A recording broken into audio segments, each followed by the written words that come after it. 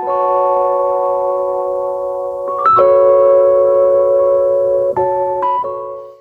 hello YouTube. My name's Tom Cheesewright. It is about 7 o'clock in the morning on a very wet, very typically wet Manchester July day.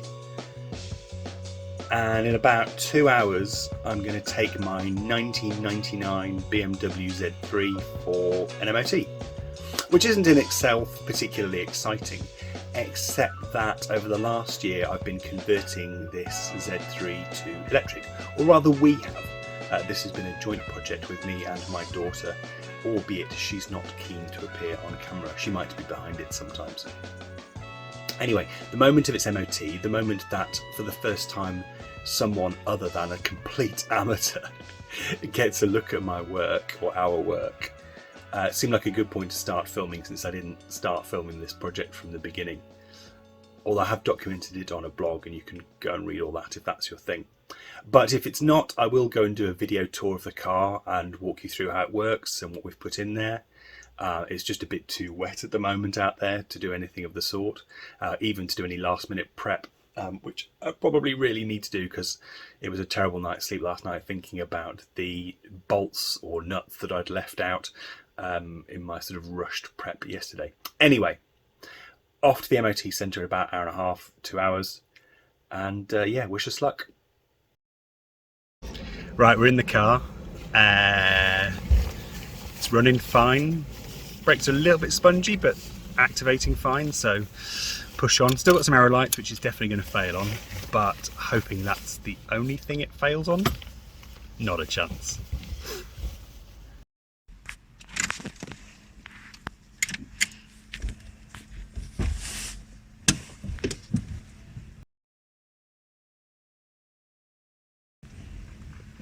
And out of the driveway. Yep, definite brake function, that's good.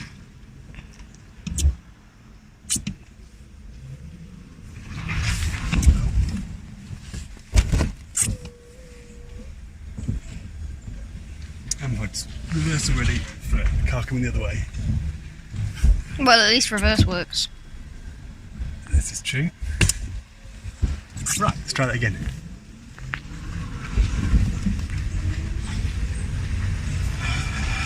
So, increase throttle curve to full. Hang on. Something's trailing. No, that's just the brake disc that's making that noise.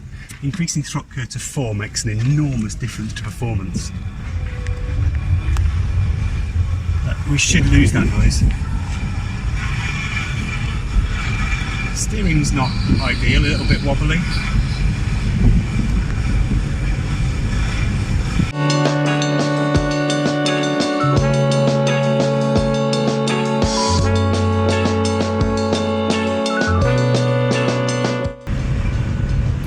Power steering's good, brakes are actually functioning okay. Except for that bit more noise from the coupler than I probably want. Starting to maybe grind a little bit. Exciting.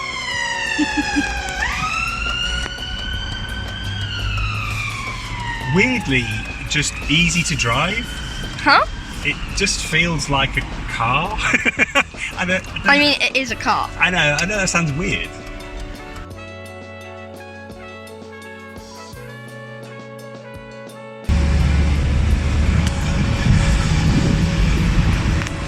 Okay, that's 25 miles an hour. That's as fast as we've been in this. Well, of course it is. Okay, 30 miles an hour in first gear. I wonder what it's going to be like in second. Right, a bit of brakes for the speed bump. It's pretty low at the front still.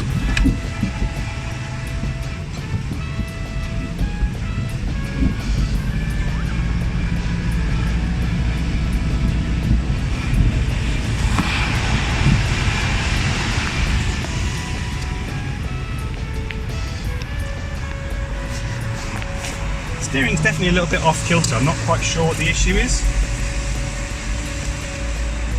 Maybe it's just that it's an old car. Well, it could be just the shift in weight distribution, given there's a lot of weight at the front now with the battery pack.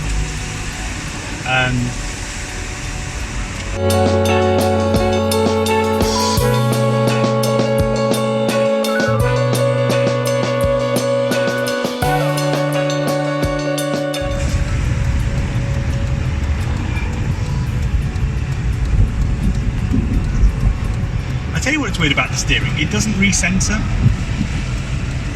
I think it's because, do you know what it is? It's the tracking's off. Because I haven't aligned the wheels properly, so it's going to need wheel alignment. That's the problem. Gotcha. Let's see if we can get into second gear. We've got a bit of space and there aren't other cars around. Here are the grindings reducing as we use the brakes.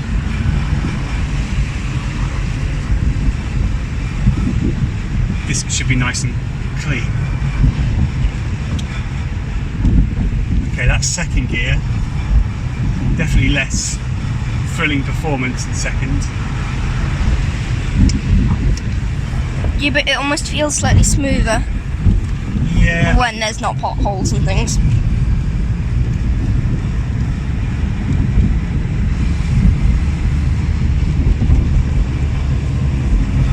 Okay, getting a bit more coupler noise now. But there's no rattle. No. Ooh. I think I'm getting overcurrent events or something. Occasionally getting, I think it's when maybe we lift off or a bit too much current. It's resetting itself, so it's not completely tripping out. That's good.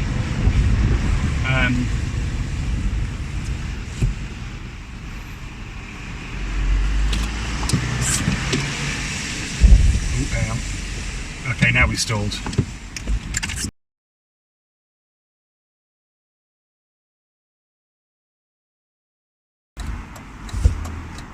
Okay, we've got power back. Good. Don't actually know what happened there. Oh, we've stalled again. What?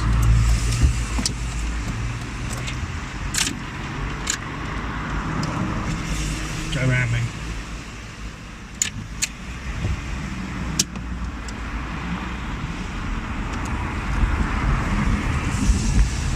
Okay, gonna limp it a little bit. I don't know if we're maybe going over temperature or something. I've not really got the laptop out to check. Can you go back into first gear? I'm in first gear now. Ah, okay.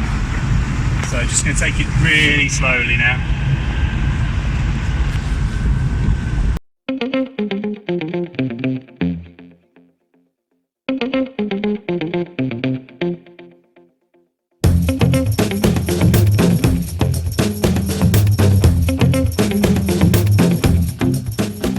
Garage. We got here reasonably safely. Inverter tripped a couple of times, don't know why, didn't have the laptop hooked up for monitoring. Hard to monitor while you're driving. But it started again and drove again quite quickly. Don't know if it was over temperature, if cooling wasn't working, or if it was some other sort of trip out. We'll find out at some point. Lots more testing to do. As you can see from the car, it's in pretty rough shape body-wise. Planning to do a full body conversion at some point down the line. But it's here. So really just going to get a to-do list today. I will do a body conversion, my daughter says.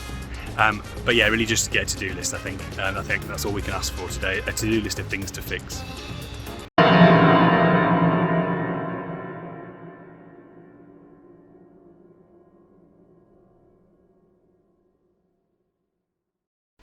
Right, I promised a tour of the car. It's about a week later and I still haven't done it, so here we go. A little tour of my newly electric Z3.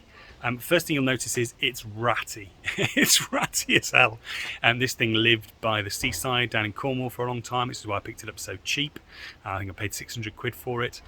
Subsequently sold the combustion engine for 150-ish maybe 120, can't remember, and the exhaust about the same amount, and still got quite a few bits to sell as well. So I'm hoping that this is a net zero purchase, given how much time I had to put in making it right. It was rotten as the sills are actually okay, fortunately, apart from a little bit of repair work that needed doing on the front corner. But the inside the rear arches was an absolute mess, and had to basically rebuild the top of one of the spring mounts, well actually both spring mounts and a little bit of the shock mount as well, to get that through an MOT. But that's all done, that's all fine, that all sailed through its MOT, so you know, fingers crossed, you know, our welding's decent, it looks like. But yeah, that's the car. So I'll walk you through under the bonnet, take you through inside, and then you can see a bit more footage of it driving as we go back to the test centre. So this is what's going on under the bonnet of the Z3. I'll point out some key components. This is the inverter. This is the inverter from a Generation 3 Prius. It's been modified with a board from EV-BMW running the open source OpenInverter firmware. This is kind of the most important bit of the whole thing, really. It takes the output of the batteries, which are down here, which are DC, converts it to AC in variable shapes to drive the motor, which is down here. You can just about see those three nice shiny grommets down there for the motor connections. So the first thing we did when we got this, we bought this, took it apart, swapped out the control boards, made a total mess of it. I think I want about my fourth control board through various errors, mostly of my own as far as I can tell. But it does work now, which is great, all sorted. All the control wires for the inverter come in through this connection. It's not the original connection, it's just an amp seal connector now on a 180 3D printed mount that I made, because the layout of our engine bay and where we wanted it. So that brings in signals like your throttle position, brings in power, and sends out control for things like the contactors to open and close the connections to the high voltage to the batteries. A couple of high voltage lines running out to the charger. That basically is because the main high voltage lines, the main DC high voltage lines, come in at the back, which you can't really see here, through another 3D printed part, and then run through there out to the charger, so we can charge the batteries when the contactors are closed.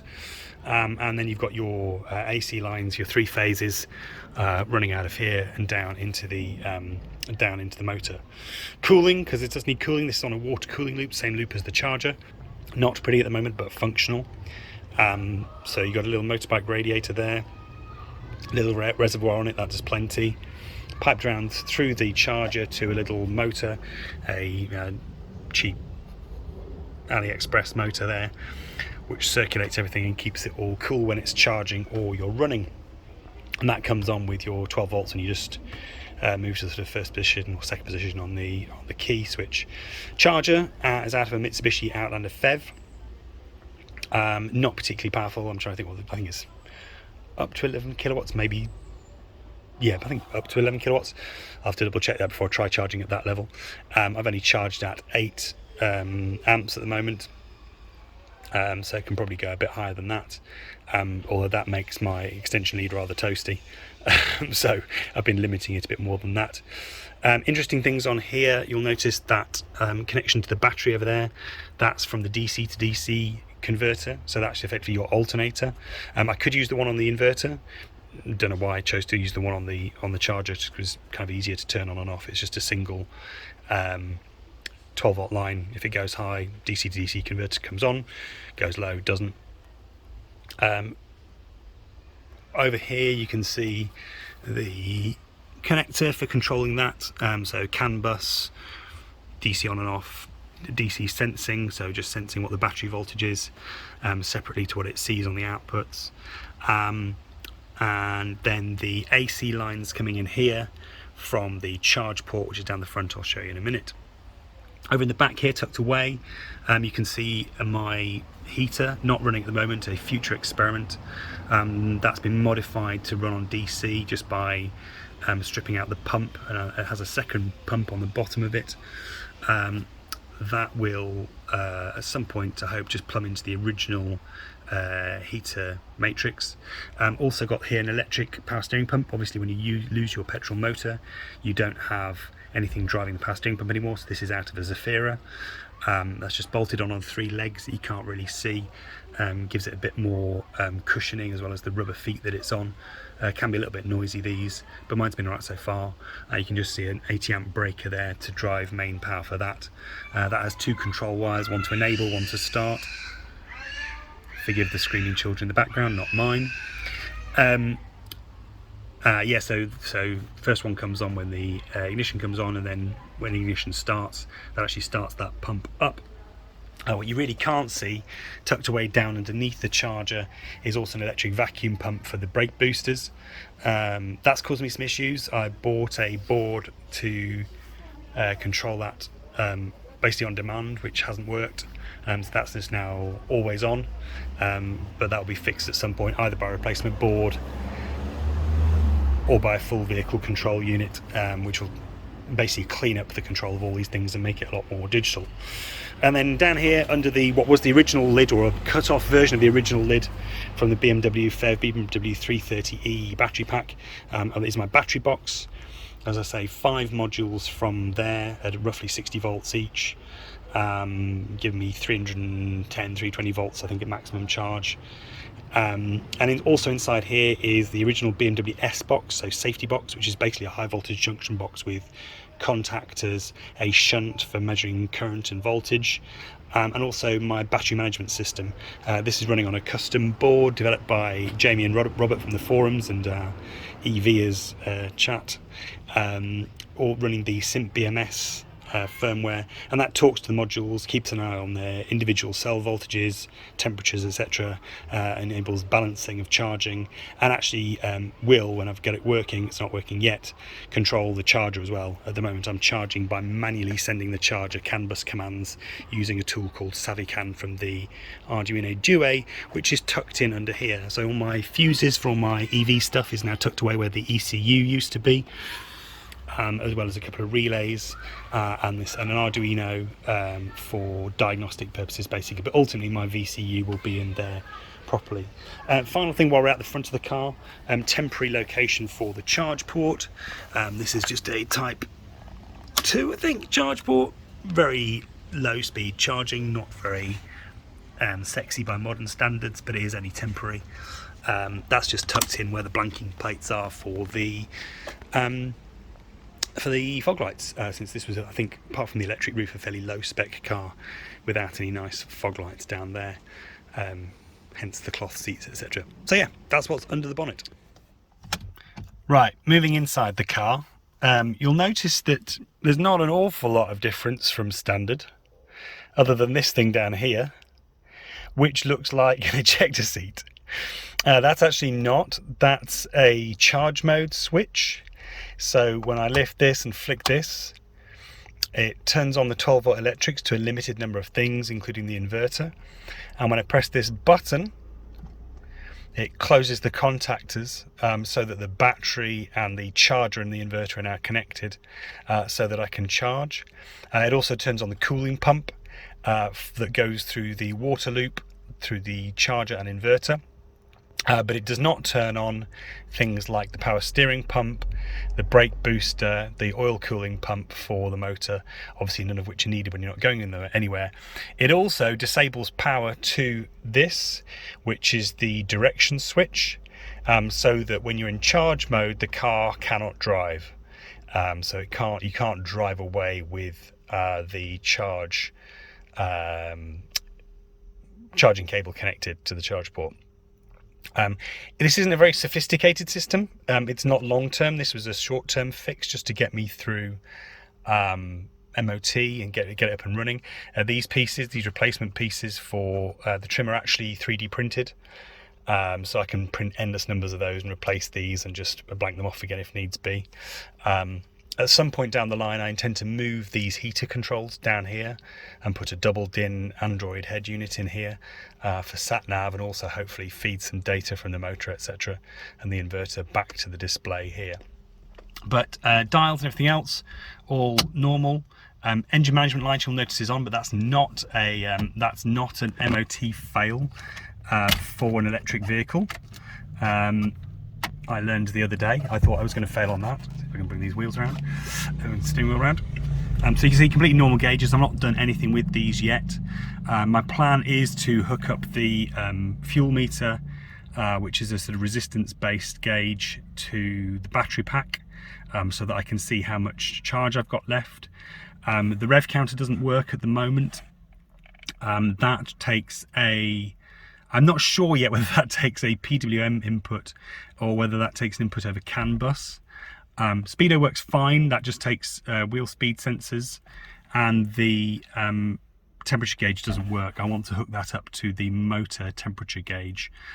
Maybe have some additional warning lights, maybe trigger the warning lights on here for over temperature on things like the inverter or batteries. It'd be good to have a light to show when the batteries are too cold and need warming up. Only other modification in here, if you can see down there, a USB cable. I've run a USB cable into a little 3D printed socket down here, into where the junction box where a lot of the electrics sit, for diagnostics. At the moment that's hooked up to an Arduino Duo running SavvyCAN, or the GVRET firmware for SavvyCAN, so that I can do CAN bus diagnosis, and that's hooked into both the original car CAN bus, but also the CAN bus that's connected to the inverter, the charger, the shunt at the end of my battery pack, which gives me current and voltage figures, and probably some other stuff as well that I'm forgetting right now. Oh, and into the battery management system as well. So in theory I should be able to pull all the data I want out of that, feed it back into the car CAN bus and drive that into this cluster, but we shall see. Driving the car is dead straightforward. You see down here in the pedals, I still have a clutch pedal, but it's pushed right to the back, and the clutch is disconnected because the motor and the gearbox, the 5-speed gearbox, still have the 5-speed gearbox in here, which has confused a lot of people. But the motor and gearbox, the motor is hard connected, so there's no clutch in between the motor and the input of the 5-speed gearbox. I can still change gear relatively easily. I'm still using reverse, mechanical reverse rather than the electric reverse, which isn't currently working. I've only run it in first gear at the moment, given that this motor notionally revs to 14,000 RPM. I mean, I don't want to run this gearbox at 14,000 RPM, but that's plenty to get me up to 20-30 miles an hour, which is 90% of the driving I'll be doing at first. Down here, BMW aficionados may notice that the original mechanical throttle pedal has been replaced with one from a BMW 1 Series. This is an electronic throttle pedal, again mounted on a 3D printed mount. You can probably see down there, which is it's an adapter I designed which plugs into the original Z3 mechanical throttle mount, and adapts it for a modern Z1 throttle, so you can just bolt in and bolt out. If you never wanted to go back to mechanical throttle, you can just bolt the old one back in. There's no damage, no change there. Brake pedal, still not totally happy with the brakes. I've fixed them since the first attempt at MOT. We now have proper brake booster working, that's fine. And I think, yeah, I'm definitely, I would say I'm at a safe level of brake operation, but I'd like to improve the feel slightly. In terms of other stuff on the interior, electric hood, which is nice. That didn't work when the car arrived. Was dead simple. It was just a dodgy earth. Weirdly, because somebody replaced one of the mounting rubbers to give it a bit of vibration resistance against the hydraulic pump, with a load of rubber gloves, like surgical rubber gloves, which had sort of turned into a right mess, and there was a crap earth. Cleaned that up and it worked fine. The switch for triggering the electric hood is still a bit wobbly. I might replace that at some point. And yeah, other than that, the interior is pretty standard. Right, we're back off to the MOT test centre for the retest. Hood down, because if you have a convertible, it's kind of important. Hoping that the rain holds off. And it's cool. And it's cool. And yeah, fingers crossed that we pass this time. So we'll shoot a bit more footage of what it's like driving this, hoping for better performance this time. Done some tweaks, done some tuning, and we'll see. So in reverse, out the drive. Car's definitely a bit more, oh hello, trying to run anybody over. Car's definitely a bit more eager with the tweaks to throttle curve. How are the brakes? Brakes are massively improved now that we have the brake booster working properly. Steering's much improved now that the alignment's done, at least roughly done. It's as good as you can do at home. I'll get it done fully professionally. When you find someone who does a tweaked car. Yeah, well, I found someone to do that. Oh, brilliant. Slightly concerned by that squeaking.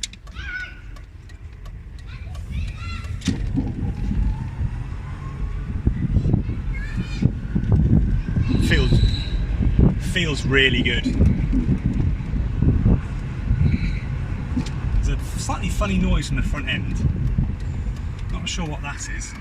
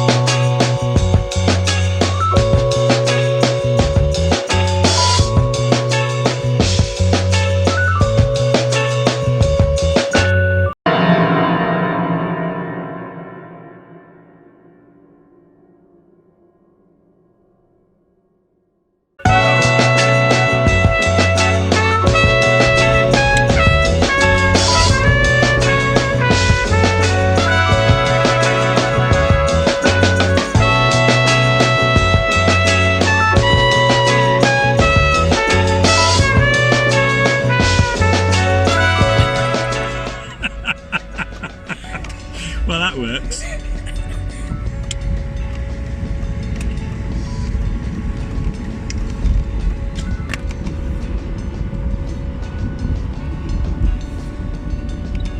Did it record? We framed that very nicely. So there we go. I'll finish where I started, back in my office / workshop. It took 15 months in total, but as you can see, the Z3 EV is now my daily driver. Not that I drive every day, I drive about once a week really. But it's done the runs of kids to various classes and things. It's got me about. Lots of work still to do though. It does still cut out sometimes, not frequently. The cutting out due to overheating has been solved, but there is some sort of sync issue between the motor and the inverter. And I can't really get full power out of it without it tripping out. So that needs sorting. I may sort it. I may put a bigger motor in. I've already started on a bigger motor, if I'm honest. Oh, not a bigger motor, technically a smaller motor, but one with a more appropriate torque curve for what I'm doing. And range. Range is an issue. I actually ran out of battery about a week into driving it on the way to pick my daughter up from a class. And so I'm probably going to stick a second battery pack in. I already have one. It should take me about 30-mile range. I should be getting more than that, I think. But for whatever reason, I'm not yet. We shall see what difference the new motor and more tuning and tweaks makes. And then lots to do on the exterior. Still want to do the body conversion as soon as we can find a space to do it in. It's not ideal doing a body conversion in winter, especially not when you actually need the car. I don't need it often, but I do actually need the car, so I can't take it off the road long term until I've got another car. Because, and this is really a story for another day, but I have bought another Z3 to convert. But yeah, that's probably a good place to leave it. So I hope you enjoyed the video. If you did, let me know. I'll do more videos about these projects, and yeah, I'll leave it there. Thanks for watching.